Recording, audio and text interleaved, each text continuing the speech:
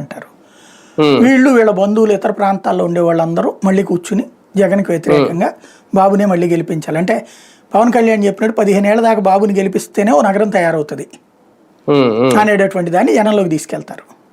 అదే అంటే అప్పుడు అదే కదా దెబ్బేసింది, అలాగే చెప్పడమే కదా మళ్ళీ అదే చెప్పావు నువ్వు. తర్వాత జగన్ గనక జగన్ చేసుకున్న చెడు ఏంటంటే అతను చెప్పిన దాని కాకుండా ఎంతవరకు అయితే ఆ సెక్రటేరియట్ ఈ వరకు పూర్తి చేసేసి ఓ నగరాన్ని సెట్ చేసేసి రోడ్డు అది వేసేసి క్లోజ్ చేసేస్తే అయిపోయి ఉండేది.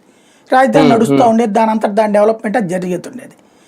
కానీ జగన్ మధ్యలో ఎప్పుడైతే 3 రాజధానులు అనేసి ఇక్కడి నుంచి అవతలకి తీసుకుపోయాడో ఇక ఇక్కడ వాళ్ళకి ఒక నెగిటివ్ వచ్చేసింది. అతను చెయ్యడు, అతను ఉంటే ఇప్పుడు కట్టడు, ఇక భవిష్యత్తులో కూడా కట్టడు.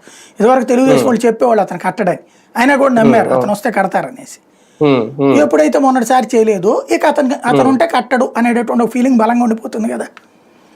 దాన్ని క్యాష్ చేసుకుంటే మీకు కృష్ణా, గుంటూరు, గోదావరి జిల్లాలు, ఎందుకంటే ఇక్కడ పెట్టుబడి పెడుతున్న వాళ్ళలో వాళ్ళు కూడా ఉన్నారు. ప్రకాశం జిల్లా వాళ్ళు వీళ్ళు కూడా పెట్టుబడి పెడుతున్నారు ఇక్కడికి వచ్చి. వాళ్ళందరూ ఇక ఖచ్చితంగా జగన్ని రానిరు. తద్వారా ఒక ఫిక్స్డ్ గా మనకు కొన్ని సీట్లు ఉండిపోతాయి. గ్యారంటీగా 100కి పైన ఉంటాయి మనకి. రేపు జగన్కి కాసిన సీట్లు పెరుగుతాయేమో కానీ ఫైనల్ గా మందే విజయం అనేటటువంటి ప్లాన్ తో ఉన్నారు. అంటే రైతులు కూడా స్వచ్ఛందంగా ముందుకు వచ్చేస్తారంటారా ఈసారి? స్వచ్ఛందంగా ఇస్తే మొన్ననే 2,500 మంది ఎందుకు ఇవ్వలేదంటారు? అప్పుడు ఏం లేదండి, ఒక ఊళ్ళో 1000 మంది ఉన్నారు, ముందు 100 మంది ఇచ్చారు. ఇక ఆ రోజు నుండి నష్టబిగిన్ అవుతుంది. ఏంద్రా నీకు బాగా టెక్ ఎక్కువైపోయిందంటగా అని. ఆ తర్వాత వాళ్ళకి నీళ్ళు అందనియరు, లేకపోతే రకరకాలు ఇసిగిస్తారు, ఏడిపిస్తారు. ముందు పంటలు కూడా తగలేలా అట్లాగే జరుగుతాయి.